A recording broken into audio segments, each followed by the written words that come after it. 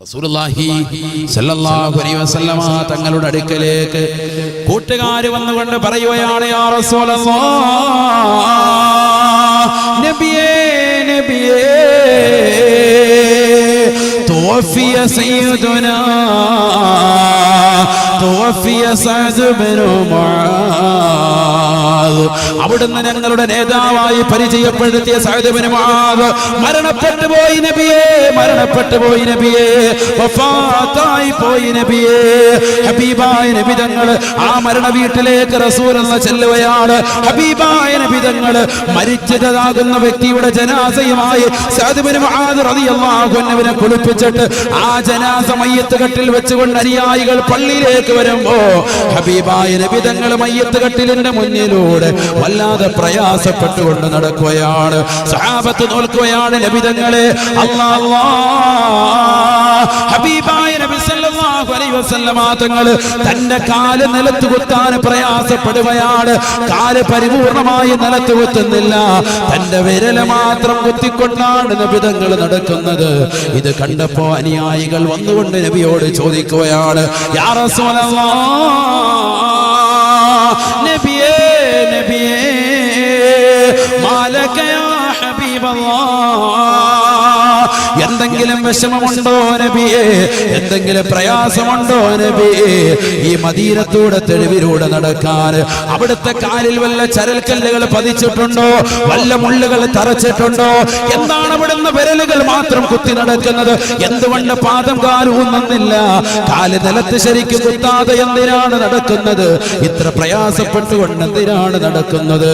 ഹബീബായ നബി സല്ലല്ലാഹു അലൈഹി വസല്ലമ തങ്ങൾ തന്റെ പ്രിയപ്പെട്ട അനുയായികളോട് പറയുകയാണ്, സഹാബത്തേ സഹാബത്തേ, ഇതൊരു സാധാരണ വ്യക്തിയുടെ ജനാസയല്ല.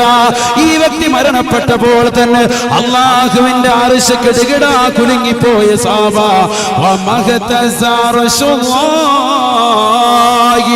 من أجل خالقي سمعنا به إلا لسعد أبا عمري. മഹാനായ സഅദ് ഇബ്നു മുആദ് റളിയല്ലാഹു തആല അൻഹുവിന്റെ മരണവാർത്ത കേട്ടപ്പോ അല്ലാഹു വന്ന ജഗന്നിയന്താവായ പരിപാലകനായ പടച്ച റബ്ബിന്റെ അർശ് പോലും വിറങ്ങലിച്ചു അത്രേ കുലുങ്ങിപ്പോയത്രേ. ആ കുലുക്കമുണ്ടാക്കിയെന്ന് മാത്രമല്ല, ഇദ്ദേഹത്തിന്റെ മയ്യത്ത് കുളിപ്പിക്കാൻ, ഇദ്ദേഹത്തിന്റെ ജനാസ അനുഗമിക്കാൻ, ഈ സഅദ് ഇബ്നു മുആദിന്റെ ജനാസ അനുഗമിക്കാൻ വേണ്ടി മാത്രമായി 70,000 മലക്കുകളെ, ഒന്നല്ല സഹാബ, 10 സഹാബ, 1000 സഹാബ, 70,000 മലക്കുകളെ അല്ലാഹു സുബ്ഹാനഹു വ തആല ഈ പരിശുദ്ധമാക്കപ്പെട്ട മദീനയിലെ ഈ ചെറിയ തെരുവിലൂടെ മലക്കുകളെ ഇറക്കിയിരിക്കുകയാണ്. ആ മലക്കുകൾ വന്നുകൊണ്ട് തിക്കും തിരക്കിലൂടെ നടക്കുന്നത് കാരണമായി എനിക്കെന്റെ കാല് നിലത്തുനിന്ന് കുത്താൻ കഴിയുന്നില്ല, എന്റെ കാല് ശരിക്കും ഉറപ്പിക്കാൻ കഴിയുന്നില്ല സഹാബത്തെ എന്ന് നബിയുനാ റസൂലുള്ളാഹി. ഒന്ന് ചിന്തിക്കണേ ഉമ്മ, ഒന്ന് ചിന്തിക്കണേ ചെറുപ്പക്കാരാ, കാത് കൊടുത്ത് ചിന്തിക്കണേ, ഹൃദയം കൊടുത്ത് ചിന്തിക്കണേ, ഓർമ്മ പുതുക്കിക്കൊണ്ടെന്ന് ഓർക്കണേ. ഈ സദസ്സിലൂടെ മരണത്തെ കുറിച്ച് ഓർക്കണേ, ഖബറിനെ കുറിച്ച് ഓർക്കണേ, ഓർക്കണേ. ഒറ്റയ്ക്ക് പോയി കടക്കേണ്ടതല്ലയോ ഖബർ? ഇന്നല്ലെങ്കിൽ നാളെ, അല്ലെങ്കിൽ മറ്റന്നാൾ, ഇല്ലെങ്കിൽ അടുത്ത മാസം, ഇല്ലെങ്കിൽ ഈ ലോകം അവസാനിക്കുമെന്ന് ശാസ്ത്രം പറഞ്ഞ സമയത്ത് സൂറന്ന കാകളത്തിലൂടെ ഇസ്രാഫീൽ ഊതുന്ന നേരത്ത് മരിക്കേണ്ടവരല്ലയോ, ഖബറിലേക്ക് പോകേണ്ടവരല്ലയോ? ആ 6 അടി മണ്ണിന്റെ ഇരുട്ടറയിലേക്ക് പോകുമ്പോ എന്ത് അമലാണ് നമ്മൾ ചെയ്തിട്ടുള്ളത്? എന്ത് നന്മയാണ് ചെയ്തിട്ടുള്ളത്? ദുനിയാവിൽ കള്ളുകുടിച്ചു നടന്നു, ദുനിയാവിൽ വിചരിച്ചു നടന്നു, ദുനിയാവിൽ അശ്ലീലത ലോകത്തേക്ക് കണ്ണു നട്ട് നടന്നു, ദുനിയാവിൽ വീടി വലിച്ചുകൊണ്ട് നടന്നു, ദുനിയാവിൽ ഫനായും ഫസാദും പറഞ്ഞുകൊണ്ട് നടന്നു, ദുനിയാവിൽ നമസ്കരിക്കാതെ നടന്നു, ദുനിയാവിൽ നോമ്പ് പിടിക്കാതെ നടന്നു, ദുനിയാവിൽ സദഖ കൊടുക്കാതെ നടന്നു, ദുനിയാവിൽ സകാത്ത് കൊടുക്കാതെ നടന്നു, ദുനിയാവിൽ ഹജ്ജ് ചെയ്യാതെ നടന്നു. പാവപ്പങ്ങളെ സഹായിക്കാൻ, നിരാലംബർക്ക് അവലംബമാകാൻ, നിരാശ്രയർക്ക് ആശ്രമാകാൻ, പരിശുദ്ധമാകുന്ന ദീനിനു വേണ്ടി സഹായിക്കാൻ എത്രയെത്ര അവസരങ്ങൾ നിനക്കുണ്ടായിരുന്നു. പക്ഷേ നീ ഒന്നും നൽകിയില്ല. പാവപ്പെട്ട പെൺകുട്ടികൾ വീടിന്റെ കത്തലങ്ങളിൽ കണ്ണീരും കയ്യിലുമായി കഴിയുന്ന എത്രയെത്ര സഹോദരിമാരാണ്. 35-40 വയസ്സെത്തിയതാകുന്ന സഹോദരിമാര് പ്രായം കഴിഞ്ഞിട്ടും അവരെയൊന്നും വിവാഹം വിവാഹം കഴിപ്പിക്കാൻ, അവരുടെ വൈകാരിക തലത്തെ ഒന്ന് അണച്ചു കൊടുക്കാൻ കഴിയാത്ത മുസ്ലിമേ, നിന്റെ സമ്പത്ത് കൊണ്ട് നിനക്ക് കഴിഞ്ഞിട്ടില്ല എങ്കിൽ നീ എങ്ങനെയാ ഒരു മുഅ്മിനായിട്ട് തീരുക? എങ്ങനെയാണ് നിന്റെ ഖബർ ജീവിതം നന്നാക്കുക? ബഹുമാനപ്പെട്ട മുസഅദ് ഇബ്നു മുആദ് റളിയല്ലാഹു തആല അൻഹു പോലും ഈ ലോകത്ത് നിന്ന് വിട പറഞ്ഞു പോയപ്പോ എങ്ങനെയാണ് വിട പറഞ്ഞു പോയത്? വെറുതെ വിട പറഞ്ഞു പോയതല്ല. അദ്ദേഹം ദുനിയാവിൽ ജീവിച്ചിരിക്കുമ്പോൾ തന്നെ അല്ലാഹുവിന്റെ റസൂൽ പരിചയപ്പെടുത്തി, ഇദ്ദേഹം ഒരു സാധാരണ മനുഷ്യനല്ല. ആ സഅദ് ഇബ്നു മുആദിന് വേണ്ടി എണീറ്റ് നിൽക്കണേ. എണീറ്റ് നിൽക്കാൻ അനുയായികളെ പഠിപ്പിച്ചു കൊടുത്ത പ്രവാചകൻ ചരിത്രം സാക്ഷിയാണ്. ചരിത്രം നിങ്ങൾ പരിശോധിച്ചു നോക്ക്. ലോകത്തിന്റെ നായകൻ തന്നെ പ്രിയപ്പെട്ട അനുയായികളോട് ഏതെങ്കിലും വ്യക്തിക്ക് വേണ്ടി എണീറ്റ് നിൽക്കണമെന്ന് പറഞ്ഞിട്ടുണ്ടെങ്കിൽ അത് സഅദ് ഇബ്നു മുആദ് അല്ലാതെ കാണാൻ സാധിക്കില്ല. അത്രത്തോളം റസൂലുള്ളാഹിക്ക് അടുത്ത് പോലും വല്ലാത്ത സ്ഥാനമുള്ള വ്യക്തിയാണ് സഅദ് ഇബ്നു മുആദ്. അല്ലാഹുവിന്റെ അർശ് പോലും വിറങ്ങലിച്ചു പോയത്രേ മരണപ്പെട്ടപ്പോ. എല്ലാവരും വല്ലാത്തൊരു അശരീരിയിലേക്ക്, വല്ലാത്തൊരവസ്ഥാവിശേഷത്തിലേക്ക് ലോകം മുഴുവനും നീങ്ങിയ സമയത്താണ് അല്ലാഹുവിന്റെ റസൂൽ വിരൽ കുത്ത് നടക്കുന്നത്. ചോദിച്ചു പോയി അനുയായികൾ, എന്ത് പറ്റി നബിയെ? റസൂൽ പറയുകയാണ്, അദ്ദേഹത്തിന്റെ ജനാസ അനുഗമിക്കാൻ വേണ്ടി മാത്രമായി 70,000 മലക്കുകൾ കടന്നു വന്നതിന്റെ പേരിൽ എനിക്കെന്റെ കാല് നിലത്തുവെത്താൻ കഴിയുന്നില്ല. മലക്കുകളുടെ ആധിക്യത്താലെന്ന് പറഞ്ഞ പ്രവാചക പുങ്കവൻ ഓർമ്മപ്പെടുത്തുമ്പോ എന്റെ പ്രിയപ്പെട്ട സഹോദരങ്ങളെ, അല്ലാഹുവിന്റെ റസൂൽ പറയുകയാണ്, ആ സഅദ് ഇബ്നു മുആദ് റളിയല്ലാഹു അൻഹുവിനെ പോലും ആറടി മണ്ണിന്റെ ഇരുട്ടറയാകുന്ന ഖബറിലേക്ക് കൊണ്ടുവന്ന് വെച്ചപ്പോ ലഖദ് സമിഉതു സഹാബ, ഞാൻ കേട്ടുപോയ സഹാബ, മിനൽ ഖബർ, ഖബറെടുക്കുന്ന ശബ്ദം, ഖബറിനെടുക്കുന്ന ശബ്ദം, ഖബർ വല്ലാതെ ഇടുക്കുന്ന ശബ്ദം ഞാൻ എന്റെ കർമ്മപടം കൊണ്ട് കേട്ടുപോയ സഹാബ. അതുകൊണ്ട് സാബത്തെ അമൽ ചെയ്യാതെ, അമലില്ലാതെ ഖബറിലേക്ക് പോകണ്ട സഹാബ. ലൗ നജാ അഹദും മിൻ ലഗ്തത്തിൽ ഖബർ, ആ ഖബറിന്റെ ഇടുക്കത്തിൽ നിന്ന് ആരെങ്കിലും രക്ഷപ്പെടുമായിരുന്നുവെങ്കിൽ ലനജാ സഅദ് ഇബ്നു മുആദ്, എന്റെ അനുയായിയായ സഅദ് ഇബ്നു മുആദ് രക്ഷപ്പെടുമായിരുന്നുവെന്ന് നബിയുനാ റസൂലുള്ളാഹി സ്വല്ലല്ലാഹു അലൈഹി വസല്ലം തങ്ങൾ പറയുകയാണ്, ثلاث لا يكلمهم الله يوم القيامة ولا يزكيهم ولا ينظر إليهم ولهم عذاب أليم. ഹബീബായ റസൂലുള്ളാഹി സ്വല്ലല്ലാഹു അലൈഹി വസല്ലം തങ്ങൾ പറയുകയാണ്, സഹാബ മൂന്ന് കൂട്ടരെ അല്ലാഹുവിന്റെ റസൂൽ ഓർമ്മപ്പെടുത്തുകയാണ്. മൂന്ന് കൂട്ടരെ അല്ലാഹു സുബ്ഹാനഹു വ തആല നാളെ മഹ്ശറയിൽ അവരിലേക്ക് കാരുണ്യത്തിന്റെ നോട്ടം നോക്കുകയില്ലത്രേ. ലാ യുകല്ലിമുഹുമുല്ലാഹ്, അല്ലാഹു സുബ്ഹാനഹു വ തആല അവരോട് സംസാരിക്കുകയില്ലത്രേ. വലാ യുസക്കീഹിം, അല്ലാഹു അവരെ പരിശുദ്ധിപ്പെടുത്തുകയില്ലത്രേ. വലഹും അദാബുൻ അലീം, അവർക്ക് വേദനാജനകമായ ശിക്ഷയുണ്ട് എന്ന് ഹബീബായ റസൂലുള്ളാഹി സല്ലല്ലാഹു അലൈഹി വസല്ലം. ആരാണ് ആ മൂന്ന് കൂട്ടരെന്നറിയുമോ? അതിലാദ്യമായി അല്ലാഹുവിന്റെ റസൂൽ പഠിപ്പിച്ചത് അൽ മുസ്ബിലൂ. ഈ ദുനിയാവിൽ എത്ര വാഴ കേട്ടാലും എത്ര ശ്രവിച്ചാലും നെരിയാണിക്ക് താഴെ തുണി ഉടുത്തുകൊണ്ട് നടക്കുന്ന സഹോദരനാണ്. എത്രയോ ചെറുപ്പക്കാരാണ് നമസ്കരിക്കുന്ന സമയത്ത് അവരുടെ പാൻസ് വരെ തെറുത്ത് കയറ്റി വെക്കുന്നുണ്ട്. പക്ഷെ നിസ്കാരം കഴിയുന്ന സമയത്ത് അഴിച്ചിടുകയാണ്. മലിനമാക്കപ്പെട്ട സ്ഥലത്തു കൂടിയെല്ലാം നടക്കുകയാണ്. നമസ്കാരം അസാധുവല്ലയോ? ഹബീബായ റസൂലുള്ളാഹി സ്വല്ലല്ലാഹു അലൈഹി വസല്ലമ തങ്ങൾ പറയുകയാ, നാളെ അല്ലാഹുവിന്റെ കോടതിയിലേക്ക് വരുമ്പോ അല്ലാഹു കരുണയുടെ നോട്ടം അവരിലേക്ക് നോക്കൂല. ചെറുപ്പക്കാരാ നീ ചിന്തിക്കണേ, എന്റെ ശബ്ദം ശ്രവിക്കുന്ന പ്രിയപ്പെട്ട ചെറുപ്പക്കാരാ നീ ചിന്തിക്കണേ. ഈ പറയുന്നത് പുരുഷന്മാരോടാണ്, പുരുഷന്മാരോടാണ്. അൽ മുസ്ബിലൂ, നെരിയാണിക്ക് താഴെ വസ്ത്രം ധരിച്ചുകൊണ്ട് നടക്കുന്നവനെ നാളെ ആഖിറത്തിൽ അല്ലാഹു കരുണയുടെ നോട്ടം നോക്കൂല. രണ്ടാമത്തത് വൽ മന്നാൻ, എടുത്തു പറഞ്ഞുകൊണ്ട് നടക്കുന്നവനാണ്. ഈ ദുനിയാവിൽ പാവങ്ങളുടെ കണ്ണീരൊപ്പിയനാണ്. പ്രളയം വന്നപ്പോൾ കൊണ്ടുപോയി അരി കൊടുത്തവനാണ്, ഗോതമ്പ് കൊടുത്തവനാണ്, പൈസ കൊടുത്തവനാണ്, പ്രശ്നങ്ങൾ പരിഹരിച്ചവനാണ്, സാമ്പത്തികമായി സഹായിച്ചവനാണ്. പക്ഷേ അവൻ മറ്റുള്ളവരോട് എടുത്തു പറയുകയാണ്, ഞാനാണ് അവര് ഭക്ഷണം നൽകിയത്, ഞാനാണ് അവര് വസ്ത്രം കൊടുത്തത്, ഞാനാണ് അവർ അത് ചെയ്തത് ഇത് ചെയ്തത് എന്ന് എടുത്തു പറയുന്ന സഹോദരാ, നാളെ ആഖിറത്തിൽ അല്ലാഹുവിന്റെ കോടതിയിലെത്തുമ്പോ കരുണയുടെ നോട്ടം അല്ലാഹു നോക്കൂല എന്ന് ഹബീബായ റസൂലുള്ളാഹി.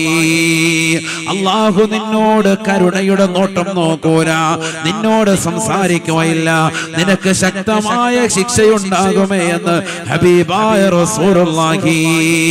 മൂന്നാമത്തെ കൂട്ടരാരാണ്? വൽ മുൻഫിഖു സലഅതഹു ബിൽ ഹൽഫിൽ കാദിബ്, കള്ള സത്യം ചെയ്തുകൊണ്ട് സാധനങ്ങളെ വിറ്റഴിക്കുന്ന ആളുകളില്ലയോ? സൂക്ഷിക്കണേ, സൂക്ഷിക്കണേ. അല്ലാഹുവിന്റെ റസൂൽ പറയുകയാണ്, തീർച്ചയായും അവർക്ക് അദാബാൻ, അദാബാൻ. കച്ചവടം ചെയ്യുന്ന ആളുകൾ കള്ളത്തരം പറഞ്ഞുകൊണ്ട് ലാഭം കൊയ്തെടുക്കുക ഒരിക്കലും പറയാൻ പാടില്ല. ഇപ്പൊ ബിസിനസ് ഒക്കെ നടക്കുന്നത് അധികം ഓൺലൈനാണ്, അല്ലേ? ഓൺലൈൻ ബിസിനസ് ആണ്. ഫ്ലിപ്കാർട്ടും ആമസോണും ഒക്കെ ആപ്പ് ഡൗൺലോഡ് ചെയ്തിട്ട് അതിലൂടെ തന്നെ സാധനങ്ങൾ വിലക്കുറച്ച് വാങ്ങുന്ന ഒരവസ്ഥയിലേക്ക് എത്തി. എല്ലാ സാധനങ്ങളും നെറ്റിൽ വഴി ഓൺലൈൻ ബിസിനസ് ആണ്. സ്ഥലമ കച്ചവടം പോലെ.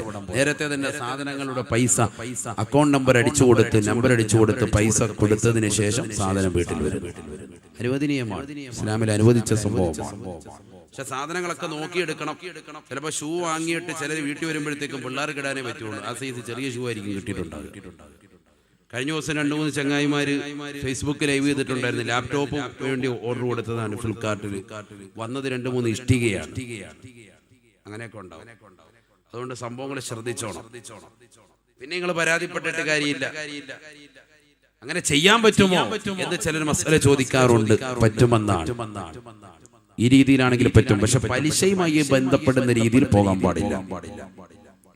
അതെങ്ങനെയാണ്? 35,000 രൂപയുടെ സാധനമാണ്, നീ അതിനിപ്പോൾ 10,000 അടച്ചാൽ മതി, പിന്നെ ഗഡുക്കളായിട്ട് അടച്ചാൽ മതി. മൊബൈൽ വാങ്ങുകയാണ്, അവസാനം അടച്ചടച്ച് വരുമ്പോഴത്തേക്ക് 37,000 അല്ലെങ്കിൽ 36,000 അല്ലെങ്കിൽ 38,000. സംഭവം പലിശയാണ്.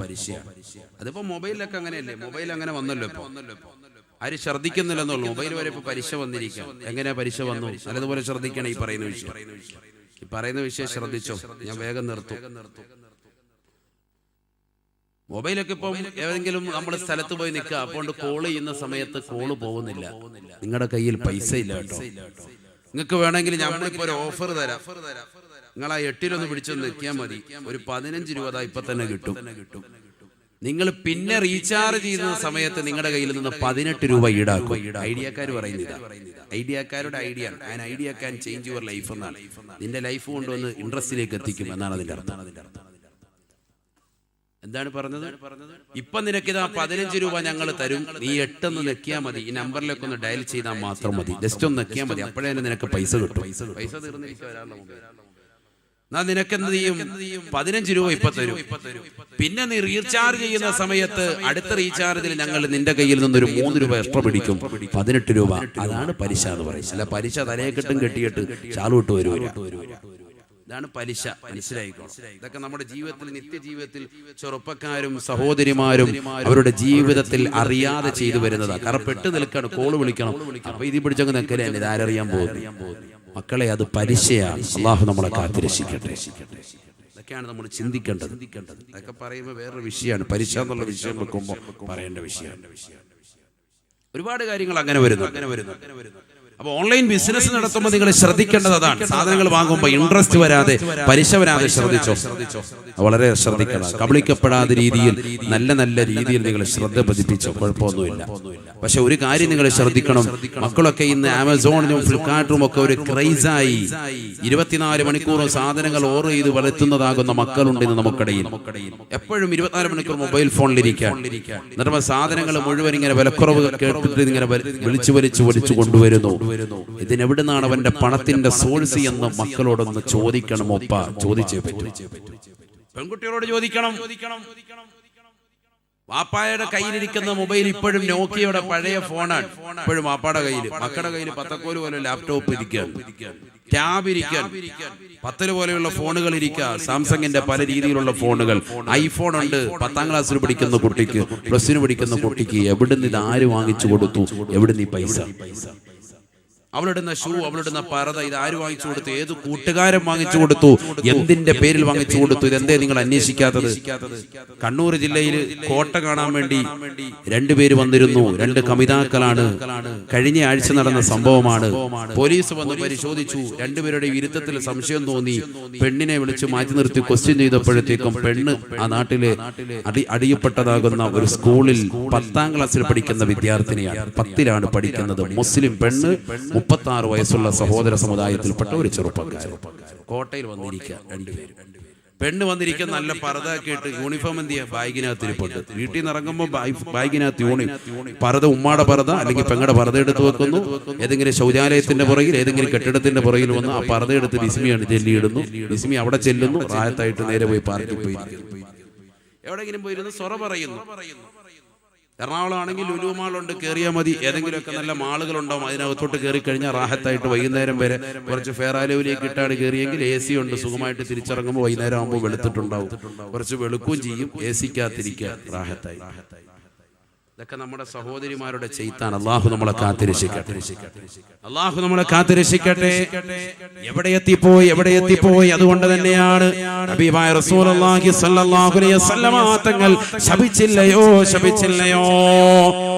ലഅന റസൂലുള്ളാഹി സ്വല്ലല്ലാഹു അലൈഹി വസല്ലം അൽവാശിമാത് വൽ മുസ്തൗശിമാത് والنامصات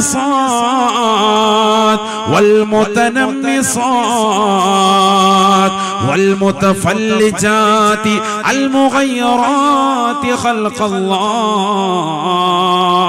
ഹബീബായ റസൂലുള്ളാഹി സ്വല്ലല്ലാഹു അലൈഹി വസല്ലം തങ്ങൾ ശപിച്ചിരിക്കുകയാണ്.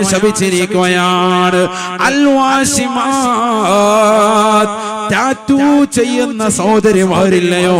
ശരീരം മുഴുവനും പച്ചകുത്തുന്നതായ ചെറുപ്പക്കാരില്ലയോ? ജിംനേഷ്യത്തിൽ പോയി സിസ്പായ്ക്ക് വരുത്തിയിട്ട് അവന്റെ മസിലിന്മേലെ ശംഖ് വരച്ച് വെക്കുന്നവരെ, അതെ എംബ്ലം വരച്ച് വെക്കുന്നവരെ, പല രീതിയിൽ പച്ചകുത്തി നടക്കുന്ന പുരുഷന്മാരെ, മുസ്ലിം സഹോദര, നിനക്ക് ഹറാമാണ്. എത്രയോ സഹോദരിമാരുണ്ട് ബിക്കിനി ധരിച്ചിട്ട് ശരീരത്തിന് നഗ്നമാക്കപ്പെട്ട ഭാഗങ്ങളിൽ പല സ്ഥലങ്ങളിൽ പോയി, ബാംഗ്ലൂരും പോയി പച്ചകുത്തുന്നതാകെ മുസ്ലിം പെങ്ങളെ, നിന്റെ കൂട്ടുകാരികളെ കണ്ടുകൊണ്ട് നിന്റെ ശരീരത്തിലേക്ക് നീ കൊണ്ടുവരരുതേ. ലഅന റസൂലുള്ളാഹി സ്വല്ലല്ലാഹു അലൈഹി വസല്ലം, ഹബീബായ റസൂലുള്ളാഹി സ്വല്ലല്ലാഹു അലൈഹി വസല്ലം തങ്ങൾ അവിടുത്തെ ശറഫാക്കപ്പെട്ട നാവുകൊണ്ട് ശപിച്ച വിഭാഗമാണ് അൽവാശിമാത് വൽ മുസ്തൗശിമാത്. പച്ചകുത്തുന്നവരെയും പച്ചകുത്താൻ ആവശ്യപ്പെടുന്ന സ്ത്രീകളെയും അല്ലാഹുവിന്റെ റസൂൽ ശപിച്ചിരിക്കുന്നു എന്ന് അബൂ ഹുറൈറ റളിയല്ലാഹു തആല അൻഹു. തീർന്നില്ല. വന്യാമിസാത് വൽ മുതനമ്മിസാത് വൽ മുതഫല്ലിജാതി അൽ മുഗയ്യിറാതി ഖൽഖല്ലാഹ്. അവൾക്ക് അല്ലാഹു സുബ്ഹാനഹു വ തആല നൽകിയിരിക്കുന്ന മനോഹരമായ മുഖത്തിലെ പിരികത്തെ പ്ലഗ് ചെയ്യുന്ന ചെറുപ്പക്കാരികളില്ലയോ? എത്രയോ സഹോദരിമാരുണ്ട് വയനാട്ടിലെ തരുണിമണികളാകുന്ന പെങ്ങളെ പെങ്ങളെ പാടില്ല പാടില്ല. അല്ലാഹുവിന്റെ റസൂല് ശപിച്ച വിഭാഗമാണ്. അല്ലാഹുവിന്റെ റസൂല് ശപിച്ച വിഭാഗമാണ്. വന്നാമിസാതി വൽ മുതനമ്മിസാത്.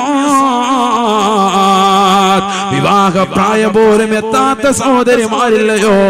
പിരികം പ്ലഗ് ചെയ്തുകൊണ്ട് പൈസ പൊടിക്കുന്ന പെങ്ങളെ അല്ലാഹുവിന്റെ റസൂല് ശപിച്ചിരിക്കുന്നു എന്ന് ബഹുമാനപ്പെട്ട അബൂ ഹുറൈറ റളിയല്ലാഹു അൻഹു. ഇതൊക്കെ പഠിക്കണ്ടേ, നമ്മള് മനസ്സിലാക്കണ്ടേ? ഇതെല്ലാം പോയി ചെയ്യും. ചെയ്തിട്ട് പിന്നെ എന്തെങ്കിലുമൊക്കെ ഇവിടെ മുറിവും പ്രശ്നങ്ങളും ഒക്കെ മൂക്കുരും ഒക്കെ വരുമ്പോ ഉസ്താദിന്റെ അടുത്ത് വരും, ഉസ്താദേ ഇത് ചെയ്യാൻ പറ്റുമായിരുന്നോ? അപ്പോഴേ നമ്മള് മസല വയ്ക്കാം. അതിന് മുമ്പ് ഒരു മസല വയ്ക്കില്ല, എല്ലാം പെട്ട് കഴിയുമ്പോ ചോദിക്കും. മുമ്പ് അങ്ങനെയല്ല, ആദ്യം തന്നെ നമ്മൾ വന്നിട്ട് ഉസ്താദിന്റെ അടുത്ത് ചോദിക്കും, മുഹമ്മദ് ഉസ്താദിന്റെ അടുത്ത് ചോദിക്കും, മൂസക്കോയസ്ഥാന്റെ അടുത്ത് പോയി ചോദിക്കും, മസാലകൾ ചോദിക്കും, മനസ്സിലാക്കും, കാര്യങ്ങൾ അറിയും, എന്നിട്ടേ നമ്മൾ ചെയ്യുള്ളൂ. ഇപ്പൊ അങ്ങനെയല്ല, നേരെ അങ്ങ് ചെയ്യും. അങ്ങ് നമ്മൾ നമ്മുടെ ജീവിതത്തിൽ ചെയ്യും. അവസാനം അത് വിഷയാന്ന് അറിഞ്ഞു കഴിയുമ്പോൾ പതുക്കെ അപ്പൊ നമ്മൾ ഉസ്താദ്മാരെ എതിർക്കാൻ അങ്ങനെയൊന്നും ഇല്ല. ഇപ്പൊ ഹദീസായിട്ട് വന്നേക്കട്ടെ, ഹദീസല്ലേ മുഹമ്മദ് ഉസ്താദ് ഈ സദസ്സിലെ ആലിമീങ്ങളില്ലേ, ഇത് വെറുതെ ഓതുവല്ല. والنامصات والمتنمصات والمتفلجات المغيرات خلق الله. അല്ലാഹു സുബ്ഹാനഹു വ തആല നൽകിയിരിക്കുന്നതായ മനോഹരമായ സൃഷ്ടിപ്പിനെ വികലമാക്കുന്ന പെങ്ങളെ അല്ലാഹു നിന്നെ ശപിച്ചിരിക്കുന്നു എന്ന് അബൂ ഹുറൈറ റളിയല്ലാഹു തആല അൻഹു. ഹബീബായ റസൂലുള്ളാഹി സ്വല്ലല്ലാഹു അലൈഹി വസല്ലമ തങ്ങളാണ് ശപിച്ചത്.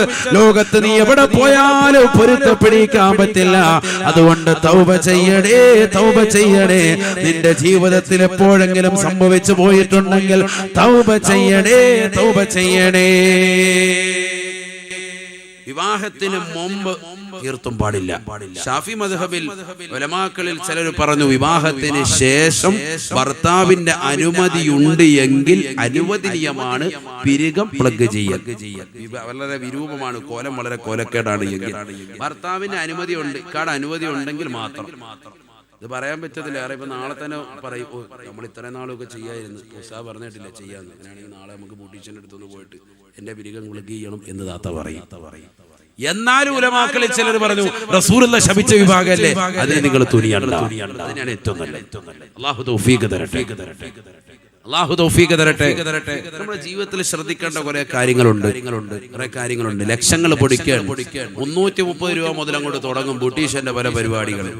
മുഖം കഴിത്തരും, അത് കഴിത്തരില്ല, ഇങ്ങനെ കഴി വെളുപ്പിച്ചിരിക്കുക ബ്യൂട്ടീഷ്യന്റെ അടുത്ത് പോയിട്ട് ലക്ഷങ്ങൾ പൊടിക്കാൻ. ആരാണ് ഇതിന്റെ പുറകെ നിൽക്കുന്നതൊക്കെ മുസ്ലിം വനിതകൾ. ഇസ്ലാമിൽ അതിനൊക്കെ സ്ഥാനമുണ്ടോ? ചിന്തിക്കണം. വളരെ ശ്രദ്ധിക്കണം നമ്മൾ. ഫാത്തിമ ബീവി റളിയല്ലാഹു തആല അൻഹയുടെ ജീവിതം നമ്മൾ പഠിച്ചിട്ടില്ലയോ? ഫാത്തിമ ബീവി റളിയല്ലാഹു തആല അൻഹ കരയുകയാണ്. സുഖമില്ലാതെ കിടക്കുന്ന ഫാത്തിമ ബീവിയുടെ ചാരത്തേക്ക് അസ്മാ ബിൻത് ഉമൈസ് റളിയല്ലാഹു തആല അൻഹ, ഫാത്തിമ ബീവിയുടെ കൂട്ടുകാരിയാണ്, കടന്നു വന്നുകൊണ്ട് ചോദിക്കുന്നു, മായുബ്കീകി യാ ഫാത്തിമ, എന്തിനാണ് ഫാത്തിമ നീ കരയുന്നത്? ഫാത്തിമ ബീവി റളിയല്ലാഹു തആല അൻഹ പറയുകയാണ്, മയ്യത്ത് കട്ടിൽ ഓർത്തിട്ടാണ് കരയുന്നത്, മയ്യത്ത് കട്ടിൽ ഓർത്തിട്ടാണ് കരയുന്നത്. മയ്യത്ത് കട്ടിൽ ഓർത്തിട്ട് കരയുന്നത് അത് ഇപ്പോഴത്തെ മയ്യത്ത് കട്ടിൽ ഓർത്തിട്ടാണ്. കാരണം അന്ന് ഉള്ള മയ്യത്ത് കട്ടിൽ ഒറ്റ പലകയാണ്. ആ ഒറ്റ പലകയുടെ മേളിൽ മയ്യത്തെടുത്ത് വെച്ചിട്ട് മയ്യത്ത് ചുമന്നുകൊണ്ടു. അതാണ് ജനാസ, മയ്യത്ത് കട്ടിൽ. അത് ഓർത്തിട്ടാണ് എനിക്ക് വിഷമം. കാരണം എന്താ, 3 തുണിയിൽ കഫം പൊതിഞ്ഞ് എന്നെ കൊണ്ടുവന്ന് അതിന്റെ മുകളിൽ വെച്ചാലും എന്റെ ശരീരത്തിന്റെ മാംസതളമാകുന്ന ഭാഗങ്ങൾ, എന്റെ ശരീരത്തിന്റെ നീളം, എന്റെ ശരീരത്തിന്റെ വണ്ണം അന്യപുരുഷന്മാരെ കാണില്ലേ? അത് ഓർത്തിട്ട് എനിക്ക് കരച്ചിലടക്കാൻ കഴിയുന്നില്ല. ഫാത്തിമ ബീവി റളിയല്ലാഹു തആല മരിച്ചതിന് ശേഷമുള്ള വിഷയത്തെ കുറിച്ച് പോലും ചിന്തിച്ചു ഫാത്തിമ ബീവി റളിയല്ലാഹു തആല. നമ്മളോ വിവാഹത്തിന്റെ ദിവസമാണ്, പള്ളിയിലെ മുലിയാര് വരുന്നൊരു നിക്കാഹിന്, അതിന് മുന്നിൽ കൂടെ നമ്മൾ നടക്കും. ഔറത്ത് മറച്ചിട്ടില്ല, വേണമെങ്കിൽ ശരീരത്തിൽ കൊണ്ട് ഇടിച്ചാലും ഒരു മൈൻഡ് ചെയ്യൂല, നടക്കും നമ്മൾ. വിവാഹം ഓഡിറ്റോറിയത്തിലാണ്, അതിന്റെ ഫ്രണ്ട് മുഴുവൻ സ്ഥാനം പിടിച്ചിരിക്കുന്നത് സ്ത്രീകളാണ്. ഭക്ഷണം കഴിക്കാൻ വേണ്ടി കഴിഞ്ഞ ഉടനെ ഉണ്ട് കൗണ്ടർ തുറക്കാണ്ട്, വാതിലും കൊണ്ട് തുറക്കുമ്പോഴേ താത്ത ഇടിച്ചു കയറുകയാണ്. ഇടിച്ചു കയറാൻ എല്ലായിടത്തും ഒന്നാം സ്ഥാനം വേണം. എവിടെ എത്തി നമ്മൾ? ഒരു ഒതുക്കമില്ലാതായി. പുറത്തിറങ്ങുന്ന സമയത്ത് പണ്ട് പഴയ കാലത്തിൽ ഉമ്മമാരിങ്ങനെ കൊട ചൂടുമായിരുന്നു. കാരണം എന്താ? അന്യപുരുഷനിൽ നിന്ന് പോലും മറ അവരെ ആഗ്രഹിച്ചിരുന്നു. അങ്ങനെയല്ല, എത്ര വെയിലായാലും കൊട വേണ്ട, നമുക്ക് റാഹത്തായിട്ട് നടക്കാം. വെയിലത്ത് പോലും കൊട ചൂടാത്ത വിഭാഗമായി നമ്മൾ മാറിയില്ലേ? ലജ്ജയില്ല. അല്ലാഹു നമ്മളെ കാത്തുരക്ഷിക്കട്ടെ. അൽ ഈമാനു വൽ ഹയാഉ ഖുരിന ജമീഅ ഇദാ റുഫിഅ ശൈഉ റുഫിഅൽ ആഖിറു ശഫീഉന റസൂലുള്ളാഹി. വിശ്വാസവും ലജ്ജയും പരസ്പര പൂരകങ്ങളാണ്. രണ്ടും ഒരുമിച്ചുണ്ടാകും എന്ന് പറഞ്ഞാൽ വിശ്വാസിയാണോ അവന് ലജ്ജയുണ്ടാകും. ഇദാ റുഫിഅ ശൈഉ, അതിൽ ഒന്ന് ഉയർത്തപ്പെട്ടാൽ, ലജ്ജ ഉയർത്തപ്പെട്ടാൽ, റുഫിഅൽ ആഖിറു, ഈമാൻ ഉയർത്തപ്പെട്ടു പോകും, വിശ്വാസം പോകും. വിശ്വാസം പോയാൽ നരകത്തിൽ സയ്യിദുനാ റസൂലുള്ളാഹി. അല്ലാഹു നമ്മളെ കാത്തുരക്ഷിക്കട്ടെ. കൂട്ടുകാരി പറഞ്ഞു, കരയണ്ട ഫാത്തിമ, നീ കരയണ്ട. അങ്ങകലെ എത്യോപ്യയിലുള്ളതാകുന്ന ഒരു മയ്യത്ത് കട്ടിലുണ്ട്, ചുറ്റും മറച്ചിട്ടുള്ള മയ്യത്ത് കെട്ട്. നമ്മൾ ഇന്നുള്ള മയ്യത്ത് കട്ടിലില്ലേ നമ്മൾ പള്ളിയിൽ കണ്ടിട്ടുള്ളത്? അത് ആദ്യമായി സൗദിയിൽ കൊണ്ടുവരുന്നത് ബീവി ഫാത്തിമ റളിയല്ലാഹു അൻഹയുടെ ജനാസയാണ്. അവിടുത്തെ മയ്യത്തിന് വേണ്ടിയാണ് കൊണ്ടുവന്നിട്ടുള്ളത്. അതെങ്ങനെ ഇരിക്കുമെന്ന് ചോദിച്ചു. സുഖമില്ലാതെ കിടക്കുന്ന കട്ടിലിൽ കിടക്കുന്ന ഫാത്തിമ ബിബി എഴുന്നേറ്റ് പുറത്തേക്ക് വന്നു. അസ്മാ ബിന്തു ഉമൈസ് റളിയല്ലാഹു തആല അൻഹ കൂട്ടുകാരിയാണ്.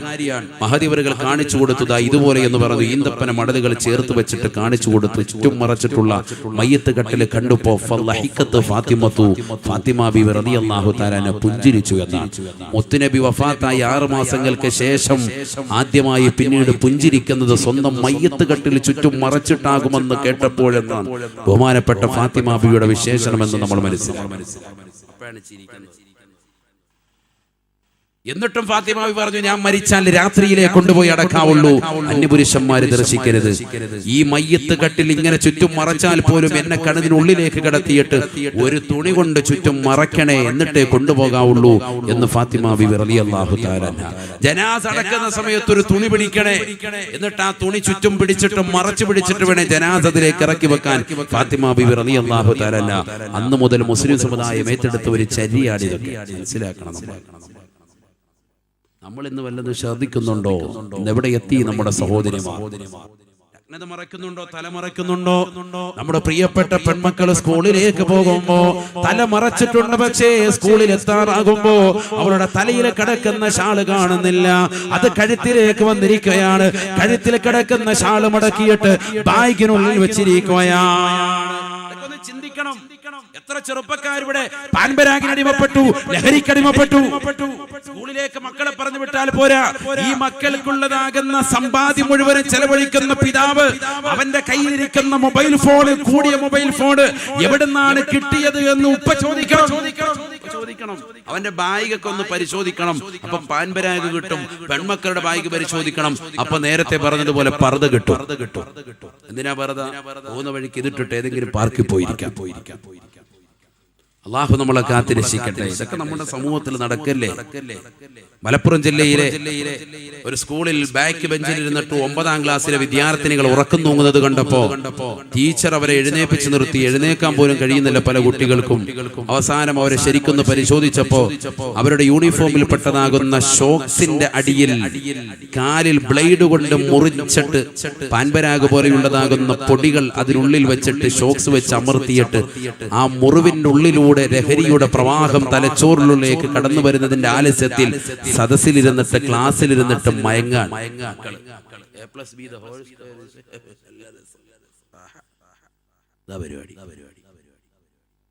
ഇതൊക്കെയാണ് നടക്കുന്നത്. മുസ്ലിം വിദ്യാർത്ഥിനികൾ, അത് മുഴുവനും മുസ്ലിം വിദ്യാർത്ഥിനികൾ. അവിടെ തന്നെയല്ലേ നടന്നത്?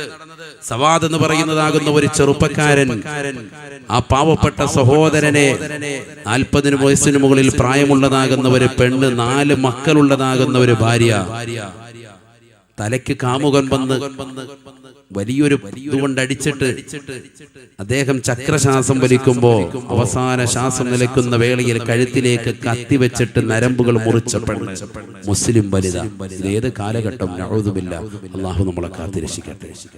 ومن يقتل مؤمنا متعمدا فجزاؤه جهنم خالدا فيها وغضب الله عليه ولعنه وأعد له عذابا أليما.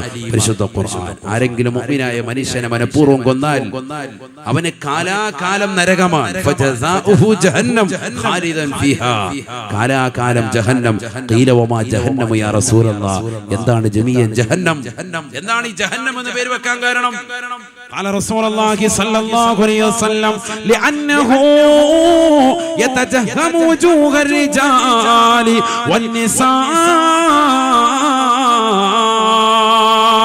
ജഹന്നമിനെ ജഹന്നമി എന്ന് പേര് വെക്കാനുള്ള കാരണം അല്ലാഹുവിന്റെ റസൂൽ പറയുകയാണ്, പുരുഷന്മാരുടെയും സ്ത്രീകളുടെയും മുഖത്തുള്ള ചർമ്മങ്ങളും അതിന്റെ മാംസങ്ങളും അതിന്റെ എല്ലുകളും ഉൾപ്പെടെ കരിച്ചുകളയും അത്രേ ജഹന്നം എന്ന് പറയുന്ന നരകത്തിന്റെ തീജ്വാലയെന്ന് ഹബീബായ റസൂലുള്ളാഹി. അതുകൊണ്ടാണ് സഹാബാ ജഹന്നമ എന്ന് പേര് വെക്കാൻ കാരണമെന്ന് ഹബീബുനാ റസൂലുള്ളാഹി. ചിന്തിക്കണം. നമ്മളൊരു മടിയില്ല, ഇവിടെ ഇങ്ങനെ നടക്കുക. ഒരു തെറ്റ് ചെയ്താലും പ്രശ്നമില്ല. സ്വന്തം ഭർത്താവിനെ പോലും അവസാന ശ്വാസം കിട്ടുമ്പോൾ വെള്ളം ഒഴിച്ചു കൊടുക്കേണ്ടവള് കത്തി വെച്ചിട്ട് കഴുത്ത് മുറിക്കാന്ന് പറയുമ്പോൾ എവിടെ എത്തിപ്പോയി? അവിടെയാണ് നമ്മൾ നമ്മുടെ ഭാര്യമാരെ മനസ്സിലാക്കേണ്ടത്. അള്ളാഹു അവർക്ക് ആഫിയത്ത് നൽകട്ടെ. എന്താ ഒരു കട്ടി വരാത്ത? പേടിച്ചിരിക്കുകയാണെങ്കിൽ അള്ളാഹു ആഫിയത്ത് തരട്ടെ. ദീർഘായുസ്സ് അള്ളാഹു പ്രദാനം ചെയ്യട്ടെ. അപകടങ്ങളെ തൊട്ട്, ദുരിതങ്ങളെ തൊട്ട്, വിപത്തുകളെ തൊട്ട് അള്ളാഹു കാത്തിരക്ഷിക്കട്ടെ. കാല വിപത്തുകളിൽ നിന്ന് അള്ളാഹു കാവൽ നൽകി അനുഗ്രഹിക്കട്ടെ.